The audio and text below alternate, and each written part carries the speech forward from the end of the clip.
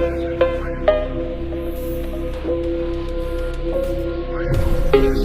me 4 seconds and a clear signal. You'll never know. You think you're untouchable.